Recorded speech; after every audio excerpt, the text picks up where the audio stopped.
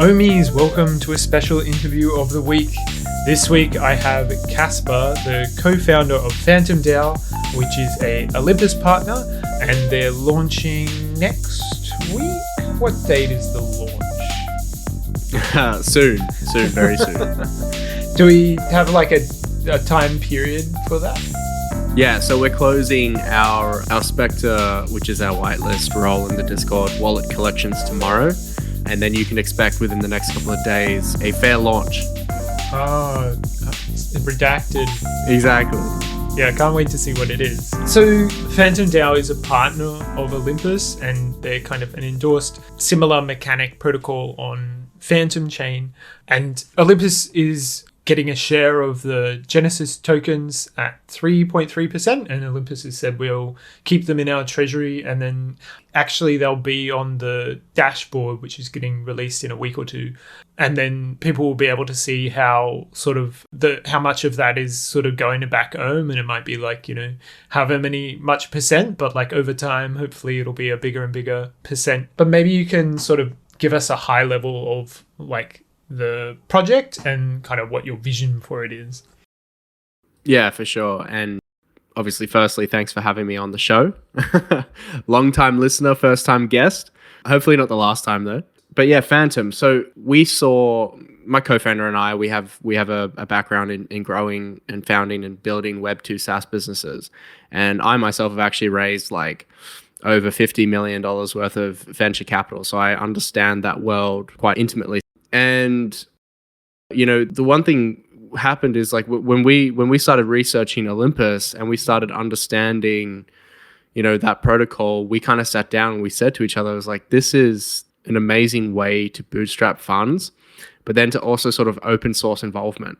So, you know, venture capital is one of those industries in Web2 where it's just full of like nepotism and sycophantism, right? Like it's a weird space and it's very exclusive, but it is lucrative. And so, you know, we kind of said like, what if we created a project in Web3 where we used Olympus style mechanics to bootstrap, you know, funds to create basically the Web3 version of Y Combinator and made it like sort of open source that anyone can contribute. Anyone could basically become like an LP, like a stakeholder in this. And that's kind of where the idea was born. And then, you know, the vision statement is really it was really there in that explanation, right? Where we want to become a better, more inclusive version of YC, but have it be in Web3. Yeah, definitely. And I think the more people kind of delve into crypto, you might start like buy some Bitcoin and then you'll hold it for a while and then you'll be like, well, what's this other one? Oh, Ethereum, right. What do they do? Right. Yeah, it's a rabbit hole. Yeah. Yeah, exactly. But like at the bottom of the rabbit hole is kind of, you realize that VCs have been like absolutely making a killing from this like super exclusive sort of accredited investor laws where only rich people can invest in sort of seed stage projects and startups. And then when it goes to like when the first time the public gets a chance at it, it's like already done like 100 times like what the initial investment was. Right. Exactly. Right. Yeah. Yeah. It's pretty crazy. And then like you start to realize that, and then in Web3, you realize, well, actually like the time to market for a lot of these projects is just getting the code on chain and then sort of saying, oh, we're going to launch, and then off they go and launch, right? And so I think it's becoming more increasingly, there's like a lot of money that wants to invest in early stage projects, and it's becoming more and more exclusive. Like, it's like, well, why should I take your money compared to someone else's money? And like that value add. So what's going to be the value add for Phantom? Like there'll be the community, which will assist, but like, is there more to it? Is it sort of bringing in everyone's collective expertise? Like, is the community going to be expected to sort of contribute and participate in the partner projects? Yeah, I think Honestly, the way I think about it is like, let's say for argument's sake, right, there was a Web3 startup and their option was to either go through, Y Combinator or to go through Phantom. And obviously Y Combinator is dilutive, right, because they're going to have to give up some equity on their cap table. But to come through Phantom, all they might have to do is give up a provision of tokens if they're planning on tokenizing their product, which I assume if you're building Web3, you're probably thinking about doing, right? So first of all, like, it's non-dilutive if you came through Phantom. So that's like a big advantage for builders who want to sort of maintain strict control of their legal entities. You're not going to have some asshole on the board trying to tell you what to do. Do you know what I mean? So yeah, it's totally governed by the tokens usually on chain. Right, exactly. And so and that those structures typically don't have like a board of directors stifling innovation and creating other issues, at a personal level. But what you do have is a massive community to basically bootstrap your user engagement from day one. One of the things that I've noticed transitioning from building in Web 2 to Web 3 is like that feedback loop, those feedback cycles, they are 50 times accelerated in Web 3. But the only reason they are is because there is this access to a large community. And if you come through Phantom Accelerator and a deal gets approved, right? Like someone comes in, like their idea is approved to join the accelerator, then the entire community is going to rally around that because they're incentivized to do it, right? They're incentivized to make that project successful. And so you'll have that accelerated user engagement basically from day one. And I would argue, right, that there's nothing more important than finding out fast and efficiently, what your product market fit is. And the best way to do that is primary market research. And we're going to be the best way for projects to do that because we're going to have that community who's incentivized to engage with their products. So that's what we think our biggest advantage is going to be. Yeah. So what type of projects is it sort of it's you don't have the classical sort of Series A, Series B, like seed startup stuff, but like so it's an accelerator rather than like an incubator. So it's all the projects. So it's kind of, would it be like just pre-launch all the way through to like post-launch and after, or because it's difficult for projects to give tokens away after launch because they actually have like a market value, right? And then exactly. So is that what you're targeting, sort of right before launch, kind of? Yeah, basically. Like, I mean, the best way to frame it is it's really anywhere between ideation and launch. If I had to call a sweet spot, I would say, they've probably gone through Olympus Incubator, and then they're right at that period where like they are testing, and then they could come through us basically because they've got a product and they're going to use us to find product market fit. So that's kind of like, I would call the sweet spot, but I think we have a lot of flexibility, right? We can do anything from ideation all the way up until launch. But, in saying that, I think, you asked a question about what verticals, and obviously we're not restricting ourselves to the Phantom, blockchain. We'll look at deals on any chain. But the verticals are more important to us, and we're going to sort of stick to verticals like DeFi, like gaming and metaverse, and maybe education as well. And those verticals will all have basically an industry vertical expert sitting on the committee. So people who have done a lot of research, done a lot of investing, angel investing in that space, who can help sort of vet those deals, help them write up proposals, and essentially make sure that we have qualified pipeline coming through to the DAO, and it's not just, any old man and his dog can come and apply. Yeah, definitely.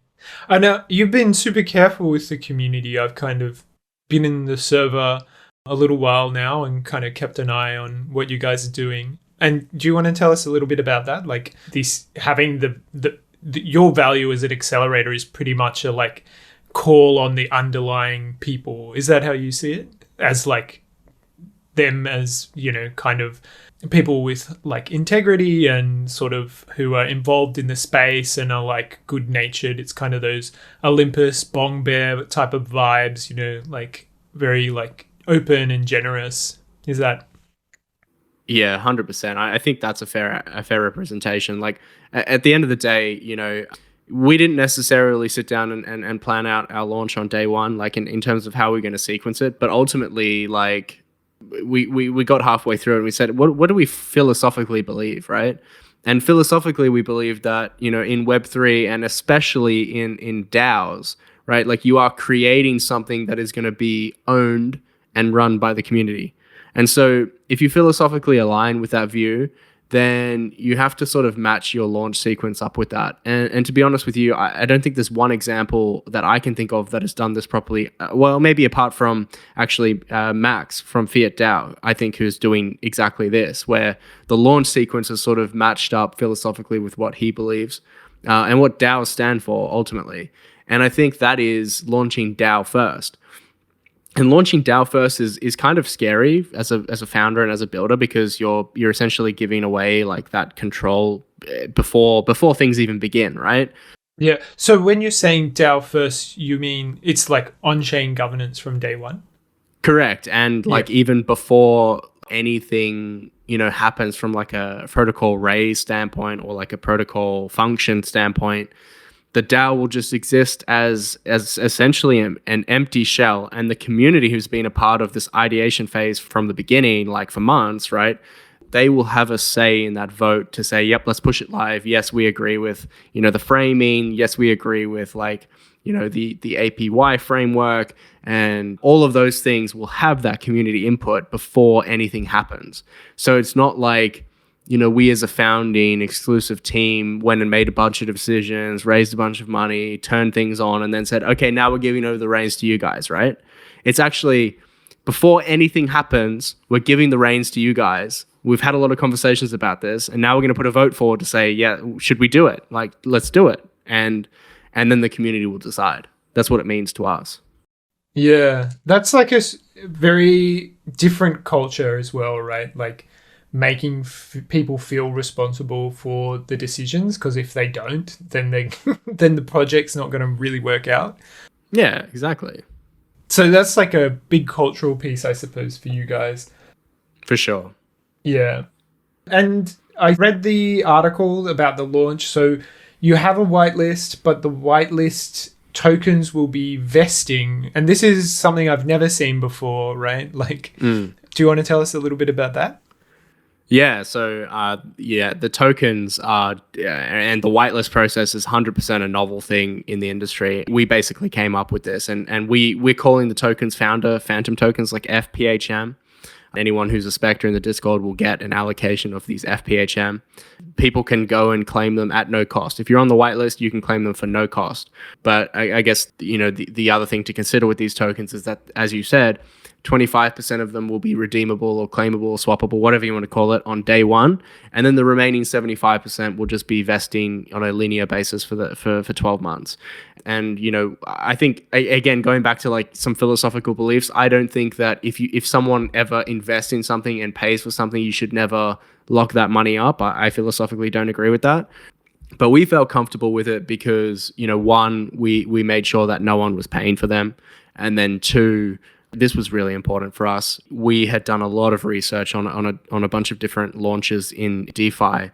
And one thing we noticed was, and I wrote a Twitter thread about this, but one thing we noticed is that, you know, if you give too much incentive to early investors, come public launch time, you know, it can cause, and I've seen this pretty much more than half of the time happen, right? It can cause these new public investors to come in and basically get dumped on by those early investors. And I think that's one thing we really wanted to avoid, not only to protect those public investors who are coming in after the fact, but it's also protecting the protocol, because I think people kind of underestimate how damaging it is to a protocol when that happens. And the community, right? And the community, 100%. But you're like leaving money on the table, right? If you, because I did this in Rome, I watched and Olympus, right? The original launch, where they sort of have this whitelist, people are making a bunch of money, and then the people who are making, it's like PvP, right? They're like, oh, I'm going to be the first to dump because I don't want to get dumped on by other people, but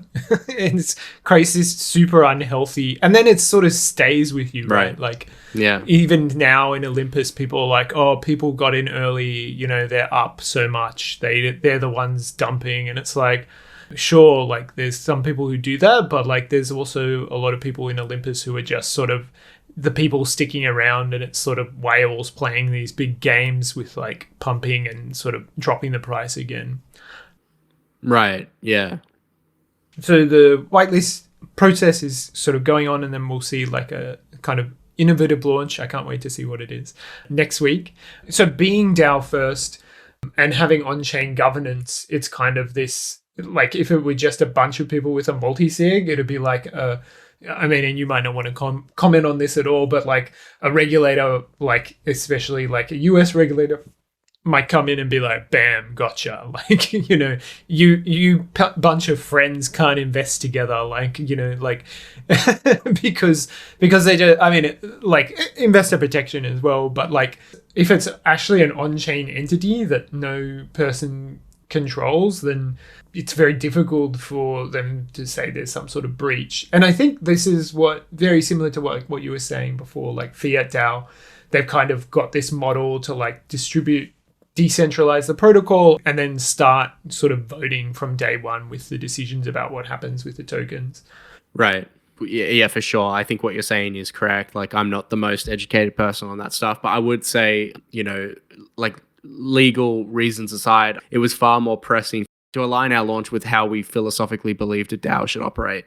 And I think one of the things we got frustrated with is we saw all these other DAOs launching and operating in a manner that to us was like antithesis of a DAO. And that was very frustrating for us. And so, especially because they're sort of out there purporting that they are acting for the people, but you know, but ultimately what their actions were was kind of like the opposite of that. And we were just, it was really disappointing for us to see that in the market, especially because what we're trying to create is kind of like that Web3 version of open source and open access, very inclusive. You know, those other DAOs, we felt like we're just bringing Web 2 mentality to Web 3, which is really disappointing. So that was more the reason for us. Oh yeah, definitely. I think that's right. Like you need to put in the work with the community early to like set expectations, but if the community feels responsible, they're going to be that much engaged with the process rather than sort of sometimes like even at Olympus, people are like, well, why aren't the devs doing anything? And it's like, well, this is a community like protocol. They have like people who work like in the DAO who are trying to do things, but also like, you know, if you think something should change, like you can't just expect someone else to be doing it. It's like you can jump in and do it yourself, you know? Right. Put a snapshot up or something. Yeah, exactly. So people will be able to make on-chain votes from day one, and then they will bind the protocol. So someone could kind of put up whatever they want. That, yeah, I mean, you mentioned before that it's like a little bit scary as a founder because like you're trusting the kind of these random anons in DeFi to like, you know, make good decisions for the protocol. But I suppose it's, you know, it's their protocol and it's your protocol as well. So exactly. Yeah, that's very cool. Yeah. So the way I view it is like, yeah, we are relinquishing control, but like then it was up to us up until that point to really build a community that was, and especially the whitelisters, obviously, because they're part of that initial vote, but like to build a group of people who we felt were aligned with the mission. And I think we have done that. Mm-hmm. Very cool. So you've got a bunch of other partnerships. Who else are you kind of working with? Yeah, so we're working with Spirit Swap and Frax. And then there's also a partnership in the works right now with Redacted because we, you know, I think Frax is kind of sort of self-explanatory. Like, you know, we're using Frax as our main stable asset in our treasury. And, you know, we've worked with Sam over there and he's very supportive of DeFi in general in the space and very open to working with new founders, I think. And that was pretty much the most critical thing for us was finding people that would actively work with us. Yeah. It makes such a difference, right?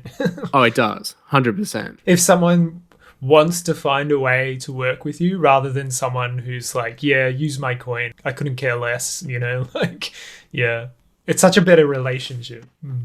Right. Yeah, it's 100%. And yeah, and like if you want value to flow both ways, you need that open door mentality, I think.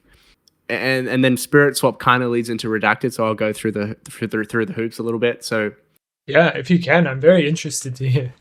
Yeah, so Spirit Swap, the main partnership is really about gauges. And they really said, you know, this whole idea of boosted farms kind of new to the Phantom network in general.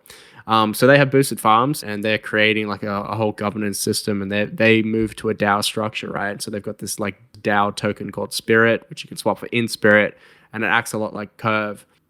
And essentially, if we create our own boosted gauge for like our LP, for argument's sake, the emissions are really useful for us, because then we can point more of those emissions to earning a yield on our LP. And I know they already have a geome gauge as well, and obviously we're going to hold geome in our treasury, and obviously it also benefits Redacted because they're holding geome. They might hold it on Phantom one day. And so the whole idea with partnering with Redacted is because their whole mission is basically accumulating these governance influence on cross-chain. And our thing is like, hey, we're philosophically aligned. We're both Olympus partners. We both want this industry to succeed, right? And let's work together. Let's build this influence on SpiritSwap and other places that make sense on the Phantom chain. And then let's use it to benefit both of us. I think it's also important that I touch on, something that I thought about a lot, but really came to a head, with the blood in the streets. And I created like this brainstorming place in our server for people to come and to see my thoughts and to engage with them. And ultimately we got a really positive response. So I think it's important that this is mentioned pre-launch, right? So even though we're Olympus inspired, our code is completely different. Like we didn't copy a single line of code from Olympus, right? Because our goal is not to become a reserve currency like Olympus, the mechanics that we employ are going to be quite different as well. And so our goal is to use our fair launch mechanism, which is coming up, and bonding just as a bootstrapping mechanism, right? It is literally just going to be used to build up a treasury that can sustain like an early iteration of investments out of the accelerator, and then basically get us to a point where the returns from that accelerator and the returns from the investment activities out of the treasury are enough to warrant us to never bond again. Because both bonding and high APY, which have become sort of like staples or things that people expect, I think are quite damaging to protocols like us, who are aiming to be something other than a reserve currency. And so what we've decided is we're going to start with much lower APYs than what people are used to seeing, and we're also going to have draw a line in the sand and say, we're going to get to this point and we're just going to turn off bonding, and we're going to soft cap supply. And we've kind of we've said we've thrown around 5 mil total PHM as a number. We say at that point we've probably raised enough money where we can only rely on those accelerator returns. And then when you think about it, right, you're not relying on bonding, you're not relying on rebases to return for your holders, to generate a return for your holders. What you are relying on, though, is the accelerator to continue to perform well, the treasury value to increase over time. And then ultimately, if you're doing those things and it's over a fixed supply of PHM, then what you can expect your gain to actually be is capital appreciation. And that's kind of what we want to move to, right? So if you think about like the end state of Phantom, it's really actually quite different to the Olympus model. And I just wanted to make sure that was clear. Yeah, we wrote an editorial about this in Agora. There's all these people on Twitter saying, well, if Olympus is a hedge fund, why is it trading above its backing? And then they go, well, given it is a hedge fund, what should it be trading at? Because it's a hedge fund. And then it's like, but it's not a hedge fund. Like it's just so dumb, right? And there's all these like indicia that it's like, why would a hedge fund have a like give program where you can like give your rebases to other people? Why would a hedge fund like have, right, a like education section about why it's a currency? But yeah, there's like a bunch of indicia there, which like we could go into for like a much longer time. Yeah, totally. So yeah, maybe you can quickly tell us about the crypties, because I actually am very interested in them. I see them around. Yeah, when are you going to grab one, Mark? I know, I just have like no time, and then I'm like, are these overpriced? Are they underpriced? I can't tell. I mean, I'm probably going to get one, not going to lie. It took me a while to get like a bong bear. I like went and did it after we did the recording. I was like, this is so cool. I want to go get one.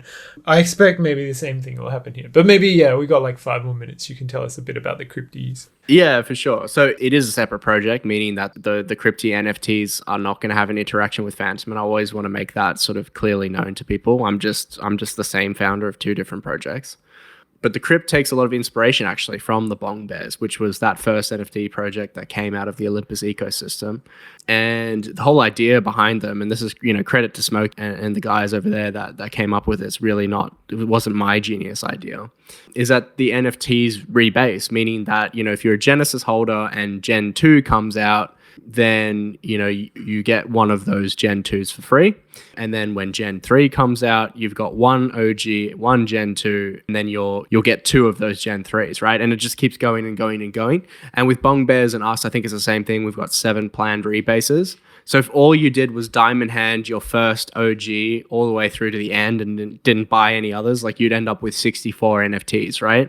And so I think a lot of people who, saw my tweet and did some of the math, if you paid the average price for a current crypto, which I think is like 3.6 ETH on an auction, you would only have to sell all 64 of your NFTs for like 0.07 ETH or something like that to break even.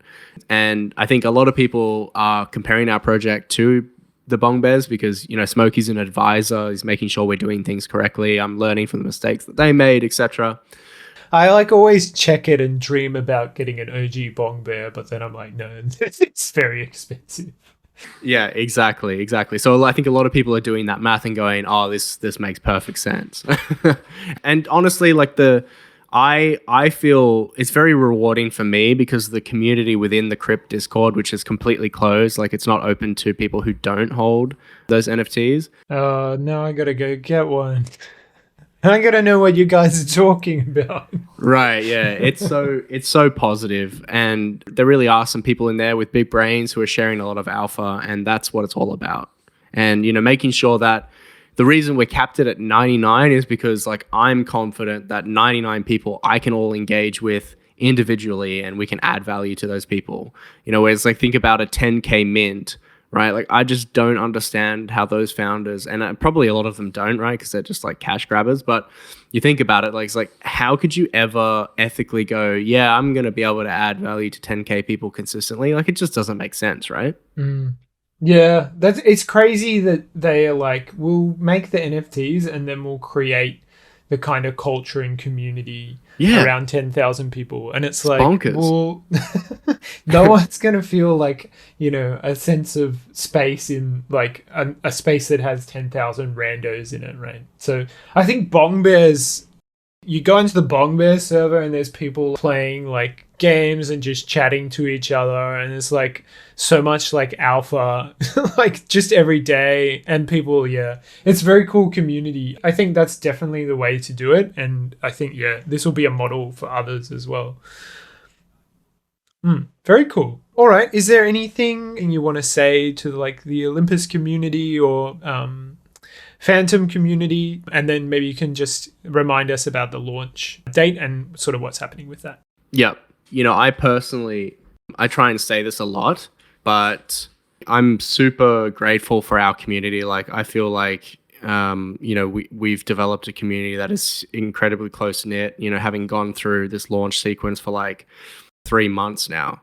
And so there's a lot of people who have been in there almost from the beginning, and I feel like it's a very, very close-knit community, and people are very open and generous with their time and sharing knowledge about DeFi in general and helping other people get up to speed on what Phantom's doing and how we're different to a lot of other protocols. So I always say thank you, to our community, but then also to the Ohmies, very grateful for allowing us to be an officially recognized partner of Olympus. I'm very aware that there's a lot of blood in the streets right now, but at the same time, like I'm confident that Olympus is here to stay, and I'm grateful for the opportunity for us to be able to create with Olympus and bring value back to the ecosystem. Yep, very cool. I think people forget that there is a real strong desire from builders to have a asset which is not pegged to the US dollar, which they can just build around. It's like there's been a couple of people who are like, they're like, oh, we'll use Ohm in our treasury, or we want to have a like exposure to it. And I'm like, oh, that's very nice. Like, they're just being nice. And then they're like, no, it's not. Like, we're not just trying to be nice. We actually really desire an asset that does that, because there's nothing else that really fits the bill for that, to kind of diversify a treasury exposure that's hopefully going to be a lot less volatile. Yeah. All right, Casper, thanks for coming on. Sorry, we would have had a longer one, but Casper's super busy this week, and we hope to have him back on, and you can update everyone about sort of what happened with the launch and how you're going maybe in a month or two, because very keen to see you guys launch and then grow. Looking forward to it. Thanks for having me, Mark. Appreciate it. Of course. Thanks, Casper. Bye.